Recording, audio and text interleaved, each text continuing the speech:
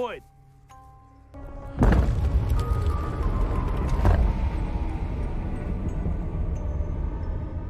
You see her? Hello, everyone. Season 2 of From Season has officially begun. The story continues from the first season with several mysteries in the town coming to the surface.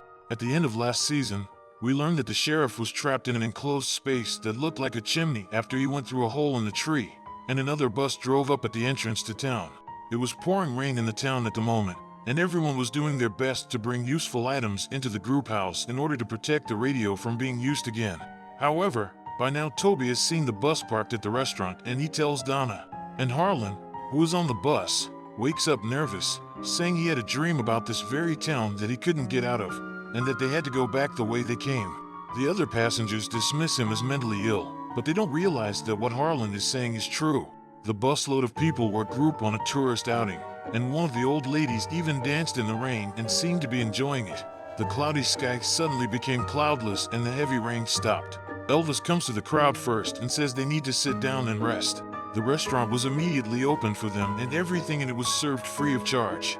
At this point, Julie also arrives at the house where the family is staying and the father is cleaning out the hole. He tells Julie to go out and get help.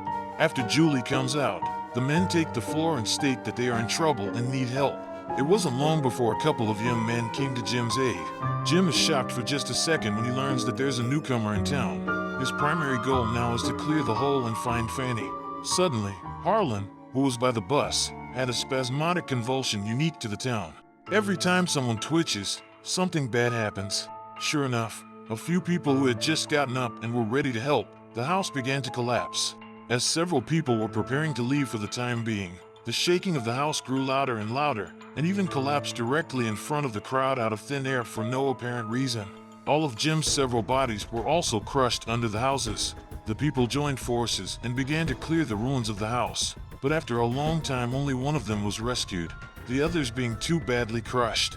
And the night was about to fall, and Jim understood what that meant. Donna said she could only leave them to fend for themselves. The people in the bus didn't want to waste time and were ready to leave, but they are stopped by Donna with her men and stated that there is no way to get out of this town and that if they don't stay inside at night then everyone will die. You're outside. You are going to die. How can a newcomer to town believe this? Since it's about to get dark, Donna has no choice but to pull out a shotgun, which scares everyone into running away. Seeing this, the deputy used direct force to get the others into the restaurant, and the others who escaped were left to fend for themselves. And just at that moment the sheriff, who had gone through the hole in the tree last season, heard voices in the confined space, and faint words came from the top of the hole, and said he would help the sheriff out. Only a hemp rope was seen to fall, and the sheriff immediately climbed it. Turns out it's a well. The sheriff who came to the top immediately raised his gun, and an old man actually appeared in front of him. His hands were firmly chained, and after he saves the sheriff, he has only one request. He wishes the sheriff would kill him. But the sheriff didn't do that. He looked around cautiously and realized that there were many more skeletons along the wall that had dried up. The old man saw at once that the sheriff was a man of the town, and remarked that he must have crossed that hole in the tree. He stated that that hole in the tree could sometimes save him, but it could also put him in danger, like now. But the sheriff didn't care what the old man was saying. He just cautiously looked around and tried to get the old man out of the way after seeing that Nightmare wasn't around. He doesn't want the sheriff to save himself and warns him that he must flee before they return. The sheriff tells the old man that he has found a way to survive in the town and is keenly aware of the Marines' markings on the old man. Obviously, the old man in front of me must have been very fit a long time ago. He picked up a rock on the ground and followed it up with a hard tap on the chain. But it wasn't long before the two were drawn to a strange sound. As the sheriff went up to check, the old man again warned the sheriff that he had to leave before the music stopped. The sheriff searched for the sound and found an old 8-tone box here. He also seemed to see something inside the mirror. After placing the octave on the ground, the sheriff proceeded to strike the chain with a rock. Seeing how persistent he was, the old man also opened his mouth and gave his wife's name, much to the sheriff's shock. Suddenly, the old man began to flop to the ground in agony, not breathing. My blood is your blood now. The sheriff had no choice but to leave the area alone. When he came out, the sheriff was still in the woods, but he saw the dog again. It seemed to want to take the sheriff somewhere. The sheriff followed the dog's slow pace forward. Suddenly, he heard the screams of a nightmare. and he immediately put out his torch and hid behind a tree. At this point, the sheriff's breathing had almost stopped, and he knew what would happen if the nightmare found out. The good thing is that this approach seems to work. Just then, Victor, who has escaped from the nightmare cave, leads Fanny inside a truck. Victor stated that this was one of his hiding places. The reason why people in the town don't see him often is because he spends most of his time in the woods. At this point, Fanny hadn't gotten over the shock. She just quietly listened to Victor say what she couldn't understand at all. Suddenly, the two men heard a strange noise outside the car, and it was actually the sheriff. He brought rune stones. At that moment, a man appears in the woods, and the crowd is immediately alerted, while others appear behind Harlan. Fanny persuades the sheriff to let Harlan in and closes the car door before the nightmare gets close. Sheriffs who see raw faces are especially wary. Several people are shocked to hear that Harlan is new to town, because Donna's violent behavior during the day scared a lot of people, and although most of them were forced into the diner at gunpoint by her, a few fled through the town. However, they don't realize that Donna is protecting everyone. At this point, a couple escaped to a bar in town, and after seeing that there was alcohol in the place, the two of them directly intended to get drunk, but others were not so lucky, and they were still exposed to the streets at night. Nair alerted everyone to get into the house as soon as possible, despite the risk to his life. It's a good thing Elvis is next to him, or the good Nair wouldn't have survived the night. Entering the room, Nair was not yet dead. She lifted the blinds, frantically smashed the windows, and warned them to run, even trying to go out the back door to rescue them. It wasn't until she heard the screams of being torn apart that she finally relented and lashed out wildly at the nightmare outside her door. Nightmare taunts Nair for being afraid to go out. It's at this point that she realizes she's also timid and ends up snuggling in Elvis's arms. Outside the door of the restaurant, one of our familiar nightmares stepped into the bus. He seemed to be interested in human things, but he realized there was actually someone in the car when he turned on the lights. Seeing this, Nightmare made his way to the back of the bus without slowing down and gave his trademark smile. The young couple who heard the screams were also nervous at the bar. The man had no way to explain what was in front of him when a voice suddenly came from the door. People out there say they don't feel safe on the bus. The woman doesn't want to open the door, but the man walks through, with predictable results. Not only the newcomers to the town, but 3 others were crushed under the rubble by the debris of the house, and one of them began to howl frantically upon awakening. Jim and the 2 of them desperately tried to persuade the man to calm down and not make a sound, which would have killed them both. But how can a man listen to that? All he wanted now was for someone to come and get him out of there. The crushing weight and his loud cries for help caused the man to lose his breath and die outright. But if he dies, so be it. But before he dies, he's going to take someone else with him. The man's voice drew the nightmare. Jim watched the nightmare dismantle his companion. Julie at the restaurant hears the screams outside and knows it's her dad, and the others stop her. Listening to the screams outside and Julie's heartbreaking cries, the people in the diner believed what Donna was saying. By the next day, Julie was the first to rush to the ruins of the house. The people under the rubble could have survived, but it's because of that man's ignorance that only Jim is alive now. Seeing this, the crowd immediately began to save the day. Still wanting to leave town, the bus driver returned to his vehicle alone. But just as he got into the car, the scene in the car made him unable to breathe straight away.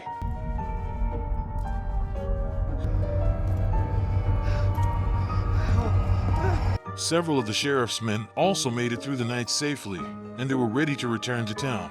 But at that moment, the sheriff suddenly realized that his arm had developed the same wound as the old man's.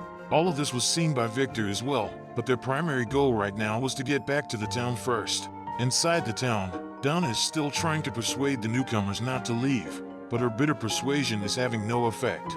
Until the sheriff came back and he used his usual routine.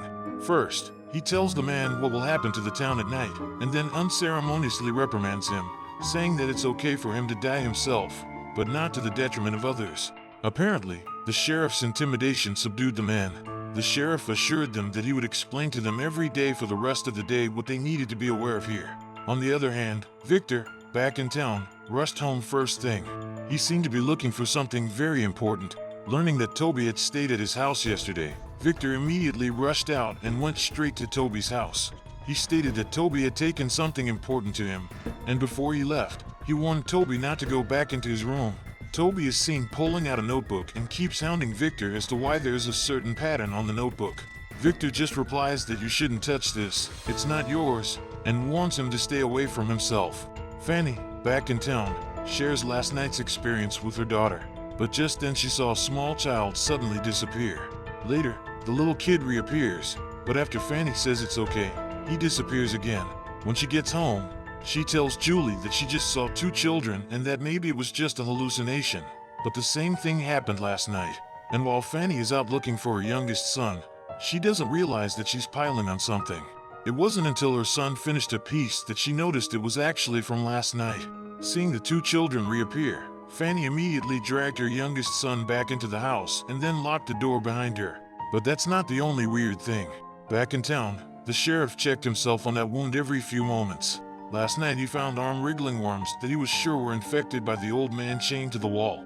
And as Sarah's best friend, he can't believe everything the sheriff says. How can a living human being teleport? He even suspected that the sheriff was up to something else by taking Sarah to the woods when she was alone. But how could his own father do such a thing? There's been a lot of weirdness in the town, and the most important thing they can do now is stick together. But where Sarah actually went after traveling through the hole in the tree, the sheriff doesn't know. At the corner of the town, deputies were ordered to clean up the dead priest's room. But coming here, he seemed to hear something strange. He nervously pulled out his pistol, the weak light in the dank basement not enough to illuminate the entire room. At that moment there was a sudden voice, and it was actually Sarah. He finds the sheriff in the middle of the town at the first opportunity and states that Sarah is back. The sheriff looks at Sarah in disbelief as he arrives in the basement of the church. He has a lot of doubts and wants to talk to Sarah alone, so he sidelines Kenny. Immediately afterward, the sheriff uncuffs Sarah, then asks the question on his mind. Why did she know about the teleporting tree hole? And why was she here when she'd been following her own lead? Sarah is also very puzzled and confused about these things. She stated that she came here after teleporting from the tree hole. That hole in the tree was also where a white boy in the woods had shown her the way. Seeing this, the sheriff didn't say anything more, because it seemed reasonable how irrational things were happening now. Kenny is up there waiting for the sheriff to publicly dispose of Sarah, a decades-old rule of the town. But this time the sheriff made an exception.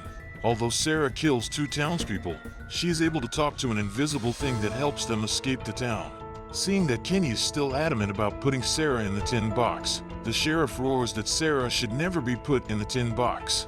Immediately after that, the sheriff walked out of the church, and he suddenly realized that a change had occurred in his hand, and the next thing he knew, he fell straight to the ground.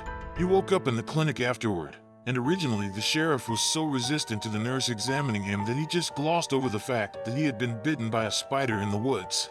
They asked him if he wanted to tell them what happened, and the sheriff stated that he had just been scraped by a tree branch, but it was clear that he wasn't in a good place right now. On the other hand, Fanny finds Jim at the clinic disappearing on top of his hospital bed, and she finds him by the town's ruins. Jim voices some of his own judgment, ruling out Fanny's concerns about just arriving in town, whether or not they've died outside of that one car accident. Jim begins by telling that on the day Fanny was out of town, they were linking radios when they heard the voice of a man who actually knew what Fanny had been doing. Jim now seriously suspects that if the town is interpreted in a normal light, then it could be a purpose-built playground. Every move they make on a daily basis is probably watched by many, and more than likely it's a form of live streaming, and they're in this town just to please the onlookers. In this way, everything seems to be explainable. If the town knows Sarah is back, then Sarah is guaranteed to get everyone, forcibly, put in a tin line at night. Throughout this time, Kenny has been talking to Sarah, and he agrees that there is no way that Sarah is just going to take someone's life at random. Convince me that you don't deserve to go to the pot. At this point, Sarah was also touched by these words. Sarah, who already felt indebted to Kenny, spoke directly. It turns out that she killed a newcomer the day Jim and his group entered the town, following the voices in her head, but forgot to close the door when she left the clinic herself, and Kenny's father died that night. Although the incident was an accident, Kenny was surprised to learn the truth. The sheriff actually knew about it all along, but for the greater good, he didn't tell anyone. Sarah kills the other 2, which Kenny can forgive, but upon learning that the other man is his father, he simply removes the badge from his chest. You watch your own fucking six. The next day, Toby uses an empty wine bottle to set that pattern out, and Victor pops in the door. Instead of his usual eccentricity, this time Victor asks Toby to play a song for him on the violin. In return, he'll tell Toby things that, well, other people don't know. The plane location is not here either, and Victor takes Toby into a wooded area. Without going far, this scene in front of him directly made Toby freeze in place. It turns out that the town had been outgrown by a group of people a long time ago, when Victor was just a kid. These junked cars are the only remnants of the last group. When the violin is given to Toby, Victor gets into his mother's car. The reason he wanted Toby to play for him was to feel his mother's warmth. Victor promised to tell him everything after he finished playing. The first thing he told Toby was that the man in that picture was named Moss, and that the red car belonged to Moss. At one time, a lot of people in the town were like Sarah, like they were being manipulated by something, and Moss was one of them. But within 2 sentences, Victor started to run away. Toby could see what he was afraid of, and after continuing to press the issue, Victor stated that it was Moss who had once sent him to the cellar. He's in the same condition as Toby, and also sees the weird blood-bearing symbols from time to time. When he came out of the cellar again, everyone in the town was lying right in front of him, all of them dead. On the other hand, Jim's family was the first to arrive at the church since the others learned that Sarah was alive. Under Helmold's extreme cover, they were temporarily pacified. Fanny warns Sarah that if she ever comes near her family again, then they will make sure that Sarah doesn't see the sun tomorrow. The breakup of the town's members also angers Helmold, and things seem to be heading in a bad direction. Before the sheriff leaves, he warns Sarah never to leave the church. But Sarah doesn't listen, and she returns to her brother's home. Because killing her brother was an accident, she feels so guilty inside. But her family doesn't see it that way at all. Sarah stated that she just wanted to take some of her brother's belongings. Learning that the relics had been sent to the restaurant, Sarah rushed straight out of the room. Back at home, the 2 Jims are discussing how to remove Helmold from his position. They don't think Helmold deserves to be the sheriff. When Tom heard that Sarah was back, he volunteered to meet Sarah. Meeting is fine, but Fanny demands that Jim must accompany her. Accompanied by Jim, they found Sarah in front of the restaurant. Tom states that everyone thinks she's dead. The fact that Sarah can live in the woods means she's not normal. In Tom's eyes, she's now a monster. Jim and his father then turned to leave. The end of the restaurant was cleaning the dishes in the dining room, but when she saw Sarah, she was very surprised, because her husband was killed by Sarah. She knows why Sarah is here, and she gives Sarah's brother's relics to her. But Andy asks Sarah never to be seen in front of her eyes. Sarah, on her way out the door, is stopped again by Kenny, who arrives. He is very excited to see Sarah because she killed her father last week. Seeing how much Sarah cares about these things, he doesn't care how Sarah feels at the moment, but warns her to stay out of his sight or he'll kill her for sure. In the aftermath, only newcomer Harlan was willing to step up and help. He followed Sarah to the church. Harlan doesn't understand why the original town members, all of whom scorned Sarah, why she was pushed around like a street rat. Harlan's shushing at this point is not unusual for Sarah, as such men usually try to take advantage of a woman's downtime. But Sarah sees his intentions right away and states outright that she's been listening to a voice in her head that kills people, and maybe he's next. This caused Harlan to have an instant change of attitude and leave the church at a very unnatural pace. Back at home, Fanny offers encouragement for Tom's bravery, but her mind also keeps going back to something. Afterwards, Fanny comes to the spooky hole and poses with the thing that only she has seen before. As she yelled, figures gradually began to appear in the woods, the same children she would often see. This time, they were close to themselves. Toby, who was passing by, saw Fanny, and although the stuff that had just happened was very much a hallucination, the blood that was now coming out of Fanny's nose was real. At this point within the town, the sheriff finds Donna. She's the most persuasive person in the town, but Donna doesn't want to be on the sheriff's side at all. He's the one who established the cage rule, and now he's breaking it because of Sarah. Donna doesn't care what Sarah knows. All she knows is that Sarah killed 3 living people in the town and indirectly killed the priest. Upon hearing Donna's statement, the sheriff turned directly away. The sheriff, in an effort to make the deputy less hostile to himself, makes a point of finding the deputy's mother and explaining the cause and effect of how it all happened. As their conversation ended, the deputy returned to the dining room. Seeing this, the sheriff turned straight away. The sheriff, who has left the restaurant, returns once again to the church where Sarah is being held. But when he enters the house, the layout of the house changes. That octave box reappeared in the corner of the room, and there was a woman dancing a ballet in the room. Though by now the sheriff was in a trance and kept staring at the ballerina girl in disbelief. But just then, the girl suddenly opened her mouth, startling him. As it turns out, the sheriff never left the diner, and what just happened was a hallucination on his part. The sheriff seemed to have taken the incident in stride, and the sheriff didn't say much in the face of the two men's concern. Still, the deputy was ready to send him away. But just as the two men were about to part, the sheriff became ill again. For the first time, he mentioned the bugs inside his body to the people in the town. Kenny reassures the sheriff like he's looking at a fool, and immediately afterward, the sheriff hears that octave again. The ballet girl comes out of the cellar again, and the awakened sheriff realizes it's another hallucination. So frequent were the abnormalities that the sheriff went straight to the nurse and spoke of the strangeness within his body. And the sheriff made it clear that his blood was supposed to be mixed with some kind of creature, which was the reason for his frequent hallucinations.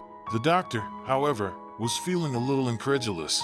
He talked to the deputy alone, and the two went through the sheriff's recent signs and behaviors and eventually concluded that they felt the sheriff might be reaching menopause and that the physical tics might also be a precursor to Parkinson's.